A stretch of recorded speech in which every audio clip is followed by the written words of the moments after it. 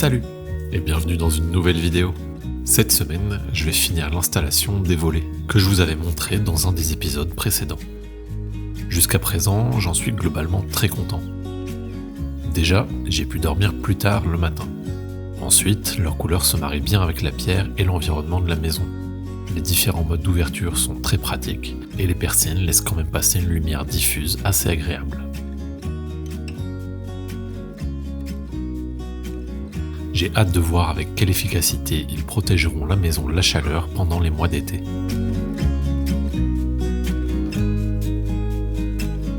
Mais il manque encore un élément essentiel, des crochets de maintien en façade, afin d'éviter que les volets ne battent contre les murs à cause du vent. Je vais donc utiliser ce modèle très basique, mais qui me convient aussi très bien, que m'a laissé le menuisier. Ils sont peints de la même teinte que les persiennes. Je les installer parfois sur les côtés des volets et parfois sur le bas. Vous verrez pourquoi.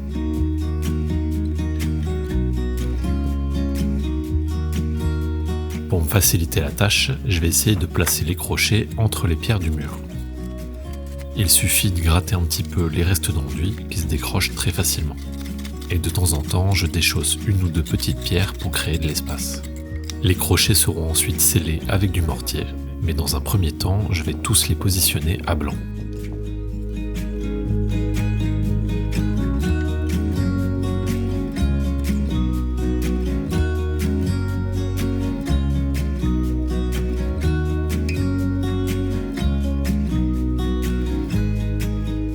De part et d'autre d'une même fenêtre, je cherche à placer les crochets à la même hauteur. En revanche, celle-ci peut varier d'une fenêtre à l'autre en fonction des espaces que je trouve dans le mur.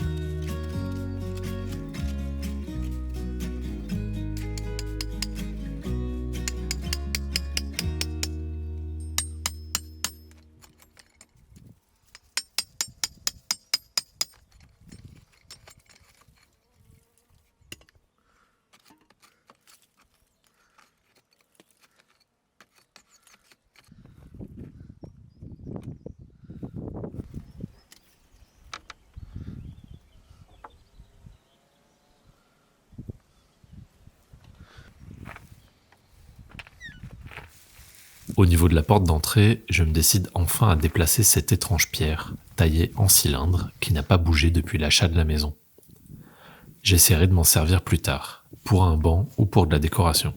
Si vous avez des idées, n'hésitez pas à m'en faire part en commentaire.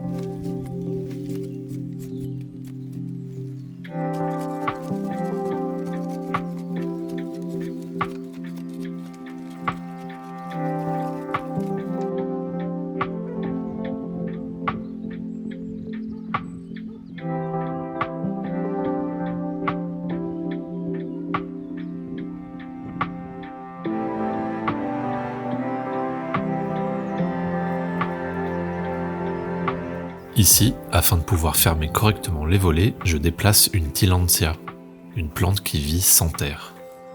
On l'appelle aussi fille de l'air.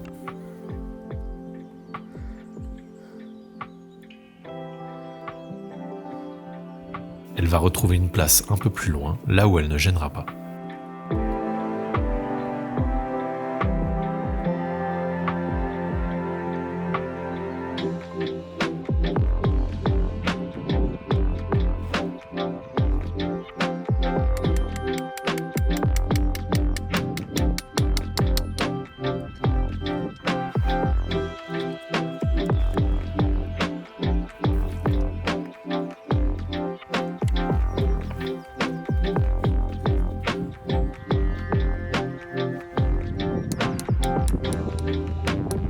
Par endroits, en particulier là où l'espace entre les pierres est très réduit, je dois modifier un petit peu les crochets, dont la pâte en métal est dotée d'un petit angle à 90 degrés. Avec un marteau, je l'aplatis afin de pouvoir l'insérer dans le mur.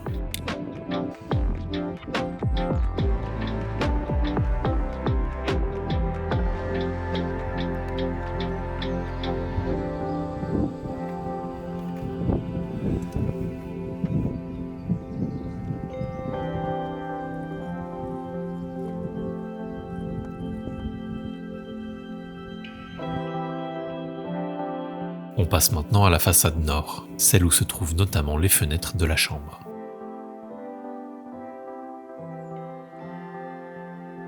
Ce sont les seuls volets que j'ouvre et que je ferme absolument tous les jours. Mais à cet endroit, le mur en pierre est particulièrement épais, presque 70 cm. Je fais donc un test d'ouverture en plaçant des petits scotch là où j'arrive à atteindre le bas des volets sans trop m'étirer. Et j'essaierai de placer les crochets à ce niveau-là. D'un côté, ça tombe bien, proche d'un espace.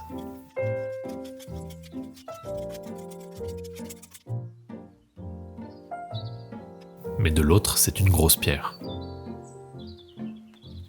Alors, je n'ai pas trop le choix. Si je veux pouvoir décrocher les volets depuis l'intérieur, il va falloir y faire un trou.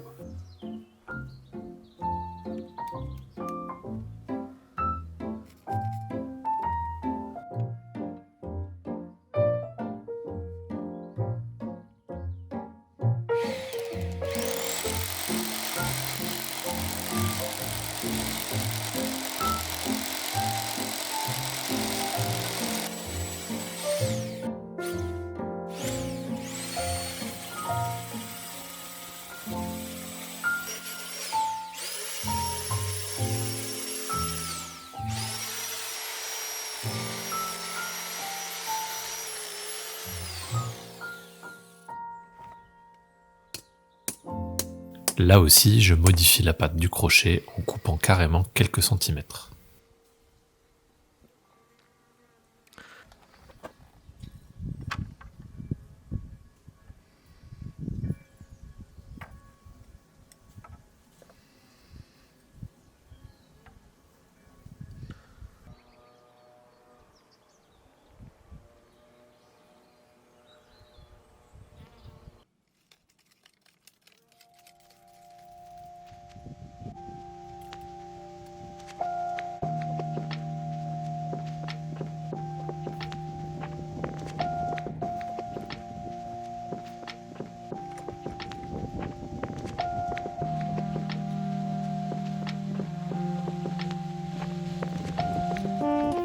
Sur la dernière façade, ça avance plutôt vite, à part quelques pierres à ciseler ici et là.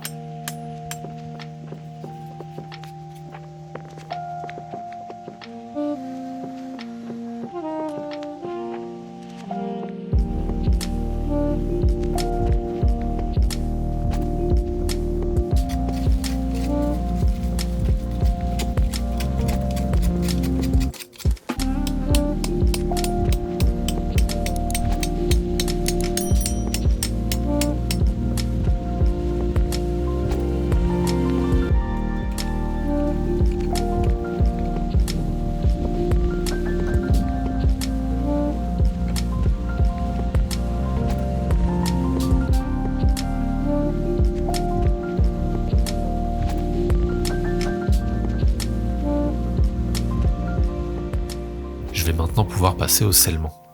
Pour ça, j'ai acheté mon premier sac de ciment de toute la rénovation. J'ai pris du ciment prompt, afin que les accroches soient bien solides. C'est quand même des éléments qui vont être soumis à pas mal de mouvements et je voulais que ça dure dans le temps. J'ai donc suivi les instructions sur le paquet pour mon mélange. Enfin presque. Comme vous voyez, c'est la première fois que j'utilise ce type de produit, et je commence par en préparer un seau presque plein. Première erreur. J'ajoute mon eau et je mélange tranquillement. Je vais même aller faire un aller-retour à la cabane de jardin pour aller chercher des outils. Puis je prends le temps d'humidifier mon mur avant d'enfin commencer l'application du mortier. Comme d'habitude, je prends mon temps. Mais après quelques minutes, je positionne enfin mon premier crochet.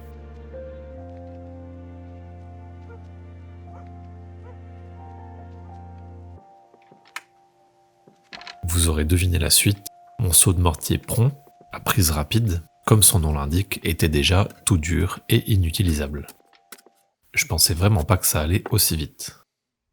Même si c'était quand même marqué sur le paquet. Comme je dis souvent, on apprend de ses erreurs. Alors j'ai continué en préparant de toutes petites quantités à la fois. Ce qui a nécessité tout de même d'être assez rapide, car le mortier peut être travaillé pendant 5 minutes à peine.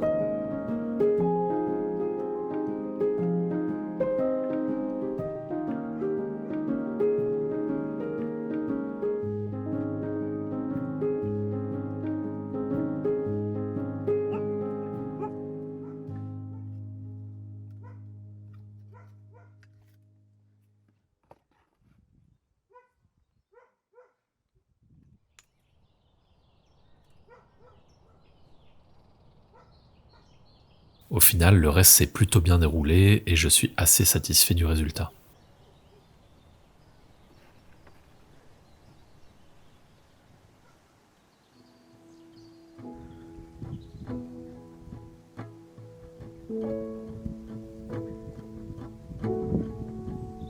Le mortier a même pris une teinte un peu beige en séchant et on le discerne à peine au milieu des pierres. Les crochets, eux, fonctionnent très bien et ajoutent un peu de détail aux façades, tout en maintenant les persiennes bien en place lors des journées de gros vent.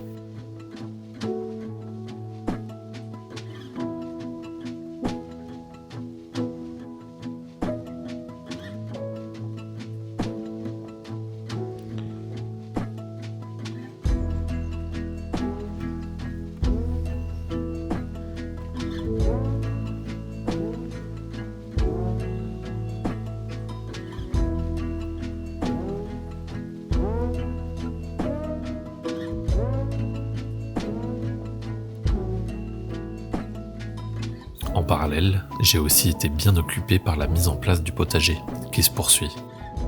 Mais ça, ce sera pour une prochaine vidéo. Merci d'avoir suivi, et à bientôt.